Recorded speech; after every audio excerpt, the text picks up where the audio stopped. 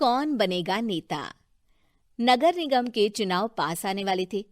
पूरे कानपुर शहर में टिकट को लेकर मारामारी शुरू थी, लेकिन सबसे ज्यादा चर्चा में वार्ड नंबर 40 की सीट थी। वो इसलिए क्योंकि इस बार वहां की सीट महिला के लिए आरक्षित थी। अब सवाल ये था कि चुनाव लड़ेगा कौन। इससे पहले ठाकुर साहब वहां से पार्षद थे और इस बार उन्होंने अपनी पत्नी सीमा ठाकुर को टिकट दिलवाई और ठाकुर साहब की शान के कारण सीमा जी ने 20,000 वोटों से चुनाव जीत लिया। अरे बधाई हो सीमा भाभी, अब तो आप वार्ड की पार्षद बन गई हैं। अब तो हमारे काम आप ही करवाएंगी। अरे ये तो सिर्फ नाम की पार्षद बनी है, वो तो महिला सीट आ गई, वरना पार्षद तो मुझे ही बनना था। अब भले ही चेहरा इसका होगा, लेकिन पावर तो मेरी ही होगी। अरे वाह भाई साहब, क्या दिमाग लगाया है आपने भी। आइए आप लोग, खाना लगा दिया है सबके लिए। सीमा जी पार्षद बन चुकी थीं, फिर भी उनकी एक ना चलती। सारे काम ठाकुर साहब खुद ही संभाल लेते और जहां जरूरत पड़ती वहां सीमा जी का अंगूठा लगवा लेते। सीमा जी ज्यादा पढ़ी लिखी भी नहीं थी। एक दिन ठाकुर साहब और सीमा एक प्रोग्राम में जाते हैं। अरे ठाकुर साहब, आप आ गए। ओहो, पार्षद मैडम भी आ गई हैं। स्वागत है आप दोनों का। लगता है हमारे पार्षद फंड का सही इस्तेमाल हो रहा है।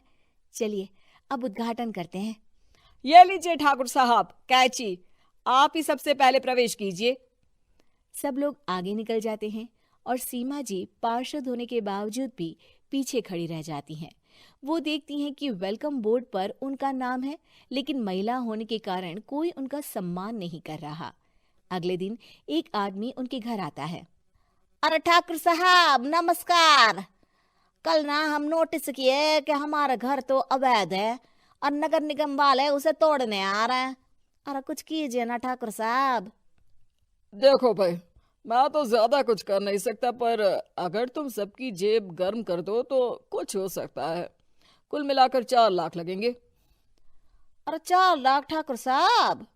अरे भाई, मैं अपने लिए नहीं मांग रहा हूँ। दरोगा है, इंजीनियर बाबू है, बड़े साहब है, सबको देना पड़ता है ना थोड़ा थोड़ा। बोलो है मंजूर? तभी वहां अचानक सीमा जी आ जाती हैं। अरे ये आप क्या कर रहे हैं? पहले इन्हीं लोगों से तो आपने वोट मांगे, अब इनसे ही पैसे ले रहे हो। अरे चुप रहो तुम। तुम्हारा काम है सिर्फ अंगूठा लगाना, तुम वही किया करो। मुझे दूसरे काम तुम मत सिखाओ, समझी?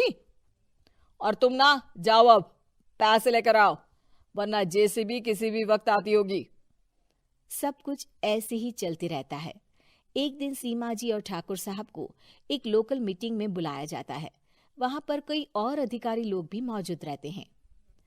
अब मैं चाहूंगा कि ठाकुर साहब हमारे बीच 2 शब्द कहें। मेरे प्यारे भाइयों और बहनों, आज मेरा सौभाग्य है कि मैं आप सबकी सेवा दिन रात कर पा रहा हूं। आपने मेरी पत्नी को भारी मतों से जिताया है, इसलिए मैं आप सभी का शुक्रगुजार हूं। मैं आप सबसे वादा करता हूं कि हमेशा की तरह हमारे वार्ड में किसी को कोई तकलीफ नहीं आने दूंगा। सभी लोग तालियां बजाने लगते हैं। अब मैं माननीय पार्षद मैडम को स्टेज पे बुलाना चाहूंगा। अपने नाम को बुलाया सुनकर सीमा जी एकदम चौंक जाती है। उन्हें बिल्कुल उम्मीद नहीं थी कि इतनी बड़ी जगह उन्हें मंच पर बुलाया जाएगा। जैसे तैसे वो मंच पर चढ़ती हैं। ऊपर जाते ही सीमा जी को सारी पुरानी बातें याद आ जाती हैं कि किस तरह उनके पति उन्हें कभी भी आगे बढ़ने नहीं देते और उनके नाम से गलत काम करते हैं। वो बोलने लगती हैं। मैं आपके वार्ड की पार्षद सीमा हूं। आप में से बहुत कम लोग ही मुझे जानते होंगे, क्योंकि इससे पहले मुझे कभी ऐसा मौका ही नहीं मिला। सारे मौके मेरे पार्षद पति यानी आपके ठाकुर साहब ही लेते रहे, लेकिन आज ये मौका मुझे मिला है तो मैं इसे ऐसे ही नहीं जाने दूंगी। मैं आपको ये बताना चाहती हूँ कि आपके ठाकुर साहब मेरे नाम की आड़ में गैर कानूनी काम करते हैं, जिस पर अंगूठों के निशान मेरे होते थे। इसीलिए मैं अपनी गलती मानती हूँ और आज अपने पद से इस्तीफा देती हूँ, ताकि आगे से कोई गलत काम ना हो पाए। अब फैसला आप सबके हाथ में है कि आप हमें क्या सजा देना चाहते हैं। सीमा जी की बातें सुनकर ठाकुर साहब के चेहरे का रंग उड़ जाता है और वो शर्म से मुंह नीचा करके वहां से चले जाते हैं और पद से इस्तीफा देकर ही सही सीमा जी अपने आप में आत्मविश्वास महसूस करती हैं।